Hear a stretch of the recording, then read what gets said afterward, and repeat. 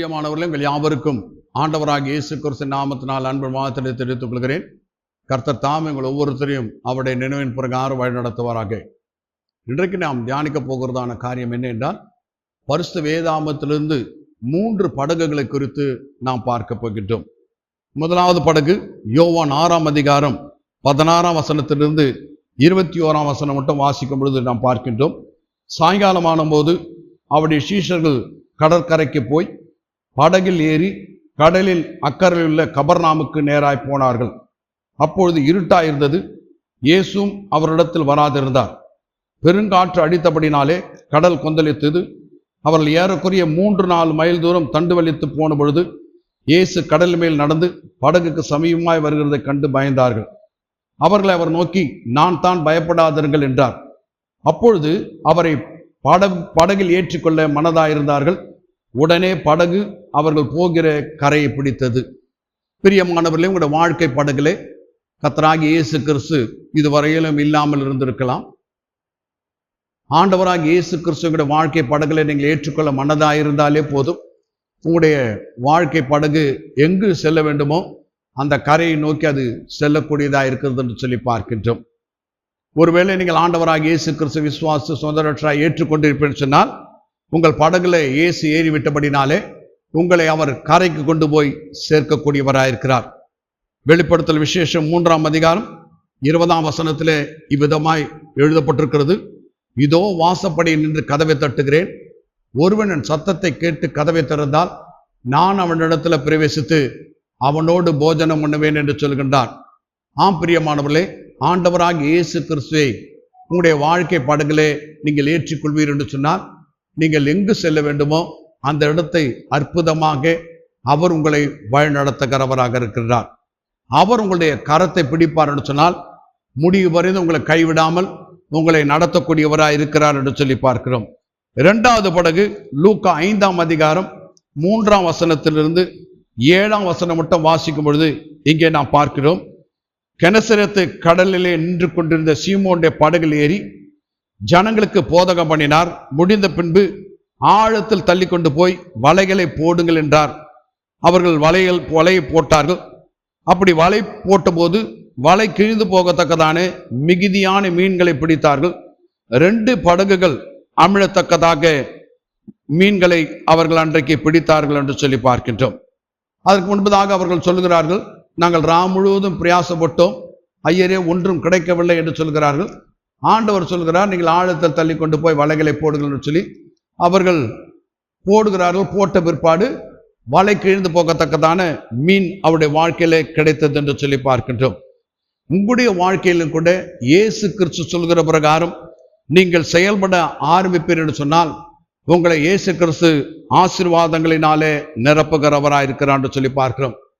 உங்களுடைய வாழ்க்கை படகுகளை இயேசு கிறிஸ்து ஏற்றுக்கொள்வது என்று சொன்னால் உங்கள் வாழ்க்கை படகுல அவர் ஏறியது நிமித்தமாகவே நீங்கள் ஆசீர்வதிக்கப்பட்டவர்களாக மாற்றப்படுகிறீர்கள். பிரியமானவர்களே, எபேசியர் 1 அதிகாரம் 3ஆம் வசனம் இவ்விதமாய் சொல்கிறது, அவர் கிறிஸ்துவுக்குள் உன்னதங்களிலே ஆவிக்குரிய சகல ஆசீர்வாதங்களினாலும் நம்மை ஆசீர்வதித்து வைத்திருக்கிறார் என்று சொல்லி பார்க்கின்றோம். இயேசு கிறிஸ்துவுக்குள்ள வந்துவிட்டாலே நாம் ஆசீர்வதிக்கப்பட்டவர்களாக மாற்றப்படுகிறோம். ஏனென்று சொன்னால், இயேசு கிறிஸ்து நமக்காக சாபமாகி நியாயப்பிரமாணத்தின் சாபத்தை எல்லாம் நம்மிலிருந்து நீக்கிவிட்டார். பிரியமானவர்களே, அவர் சாபமானபடினாலே நாம் ஆசீர்வாதம் உள்ளவர்களாக மாற்றப்பட்டிருக்கிறோம். ஏனென்றால் இயேசு இந்த உலகத்துக்கு வந்ததே பாவத்தை தன்மேல் ஏற்றுக்கொண்டு பரிசுத்தத்தை நமக்கு கொடுக்கும்படியாகும், சாபத்தை தன்மேல் ஏற்றுக்கொண்டு ஆசீர்வாதத்தை நமக்கு தரும்படியாகும், மரணத்தை தன்மேல் ஏற்றுக்கொண்டு ஜீவனை கொடுக்கும்படியாகும், பாடுகளை தன்மேல் ஏற்றுக்கொண்டு இளைப்பாறுதலை நமக்கு கொடுப்பதற்காகவும் தான் இயேசு கிறிஸ்து இந்த உலகத்தில் மனிதனாக வந்தார். ஆகினால பிரியமானவர்களே, உங்களுடைய வாழ்க்கை படகுல கூட இயேசு கிறிஸ்துக்கென்று நீங்கள் இடம் கொடுப்பீர் என்று சொன்னால் நீங்கள் கிறிஸ்துவுக்குள் எல்லா ஆசீர்வாதத்தினாலும் ஆசீர்வதிக்கப்பட்டவர்களாக காணப்படுகிறீர்கள். யோவான் 10ஆம் அதிகாரம் 9ஆம் வசனத்தில் இயேசு விதமாக சொல்கிறார், என் வழியாய் ஒருவன் உபேசித்தால் அவன் ரட்சிக்கப்படுவான், அவன் உள்ளும் புறமும் சென்று மேய்ச்சலை கண்டடைவான் என்று சொல்லி சொல்கின்றான். இயேசு வழியாய் உள்ளே பிரவேசித்தால் ரட்சிக்கப்படுகிறோம், விடுதலையாக்கப்படுகிறோம், உள்ளும் புறமும் சென்று மேய்ச்சலை கண்டடைகிறதான ஆடுகளாக நாம் மாற்றப்படுகிறோம் என்று சொல்லி பார்க்கின்றோம். கொலோசியர் 1:19 கிறிஸ்துவுக்குள் சகல பரிபூர்ணமும் வாசமாய் இருக்கிறது என்று சொல்லி பார்க்கிறோம். அது மாத்திரமல்ல, வேதத்தின் பரிபூர்ணமெல்லாம் சரீர பிரகாரமாக அவருக்குள் வாசமாயிருக்கிறதுன்னு சொல்லி பார்க்கின்றோம். ஆகினால பிரியமானவர்களே, நீங்கள் கிறிஸ்து இயேசுவை உங்களுடைய வாழ்க்கையில சொந்த ரட்சகராய் ஏற்றுக்கொண்டிருப்பீர்கள் என்று சொன்னால் நீங்கள் ஆசீர்வதிக்கப்பட்டவர்கள். இன்னும் நீங்கள் ஏற்றுக்கொள்ளவில்லை என்று சொன்னால், இன்றைக்கு நீங்கள் இந்த ஆண்டவராக இயேசு கிறிஸ்துவை ஏற்றுக்கொள்ள என்று சொன்னால் நீங்கள் ஆசீர்வதிக்கப்பட்டவர்களாக மாறுகிறீர்கள். உங்களுடைய வாழ்க்கையினுடைய சாபங்களை எல்லாம் இயேசு சிலுவையிலே சுமந்து தீர்த்து விட்டார். மூன்றாவதாக ஒரு படகை குறித்து பார்க்கின்றோம். மார்க் 4:35 39 மட்டும் பார்க்கும்பொழுது, இயேசு படவின் பின்னணியில் நித்திரையா இருந்தார்.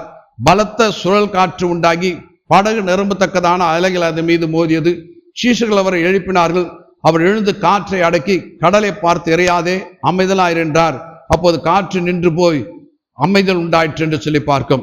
உங்கள் வாழ்க்கை படகுல கூட இயேசு கிறிஸ்து இருப்பார் என்று சொன்னால், நீங்கள் இயேசுவே என்னை ரட்சியும் என்று சொல்லி கூப்பிடும் போது சூழ்நிலைகளை எல்லாம் அவர் அமைதிப்படுத்தக்கூடியவராக இருக்கிறார். உங்களுடைய வாழ்க்கையில எந்த விதமான பிரச்சனைகளும் போராட்டங்களும் நிறைந்ததான வாழ்க்கையாக நீங்கள் இருக்கும் என்றால், இயேசு கிறிஸ்துவை நோக்கி இயேசுவே என்னை ரட்சியும் என்று சொல்லி நீங்கள் அழைக்கும் பொழுது இயேசு உங்களுடைய வாழ்க்கையிலே இளைப்பாறுதலை தருகிறவராக இருக்கிறார்.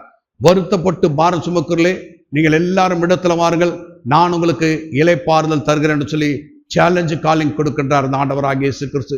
நீங்கள் எப்படிப்பட்டதான பாரம் சுமக்கிறவர்களா இருந்தாலும், பாவமா இருந்தாலும், வியாதியா இருந்தாலும், பாடுகளா இருந்தாலும், துக்கங்களா இருந்தாலும், சாபங்களா இருந்தாலும், மரணங்களா இருந்தாலும், பிசாசின் போராட்டங்களா இருந்தாலும், இயேசு கிறிஸ்துவை நீங்கள் நோக்கி கூப்பிட்டு சொன்னால் உங்களுடைய வாழ்க்கையில இயேசு கிறிஸ்து இளைப்பாறுதலை தருகிறவராக இருக்கிறார். அவர் மாம்சத்தோடு இரத்தத்தோடு இருந்தபோது கூட எல்லா மனிதர்களுடைய காரியங்களையும் விடுதலை ஆக்கி சுகமாக்கி அற்புதங்களை செய்து அவருடைய வாழ்க்கையில இளைப்பாறுதலை கொடுத்தார். ஆகினால் தான் வித்தியாசமாக பார்க்கிறோம். கூனியை சுகமாக்கினார், பிணியாள்களை சுகமாக்கினார், திமிர்வாதக்காரனை சுகமாக்கினார், மருத்துவ வீட்டிலிருந்து மருத்துவனை உயிரோடு எழுப்பினார். இப்படி ஆண்டவராக இயேசு கிறிஸ்து செய்தார் என்று சொல்லி பார்க்கின்றோம்.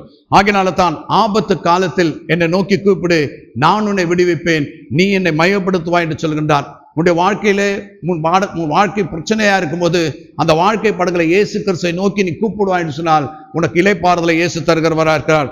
மனுஷகுமாரன் மனுஷனை ஜீவன் அழிக்கிறதுக்காக அல்ல, ரட்சிக்கிறதுக்காகத்தான் வந்தார். தேவன் நம்மை அழிக்கிறதுக்காக வரவில்லை, ரட்சிக்கிறதுக்காகவே வந்தார் என்று சொல்லி பார்க்கின்றோம். பிரியமானவர்களே, என்னை நோக்கி கூப்பிடு, அப்போது நான் உனக்கு உத்தரவு கொடுத்து நீ அறியாததும் உனக்கு கெட்டாதுமான பெரிய காரியங்களை உனக்கு செய்வேன் என்று சொல்கிறார்.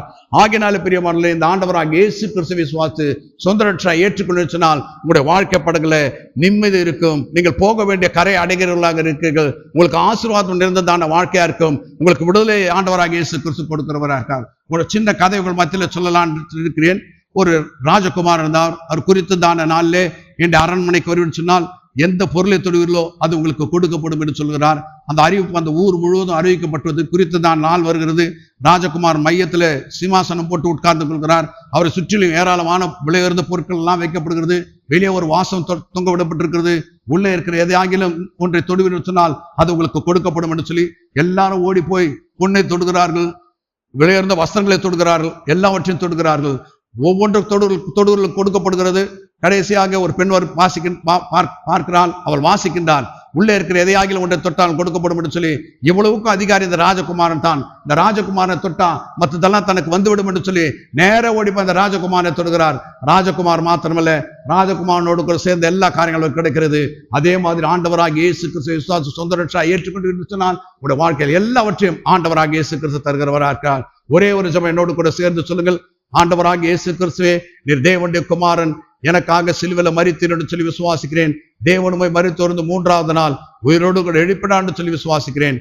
இன்றிலிருந்து நீரே என்ற ஆண்டவர், என்ற ரட்சகர், என் பாவங்களை மன்னியும் என்று சொல்லுகிறேன். ஆமென். Praise the Lord.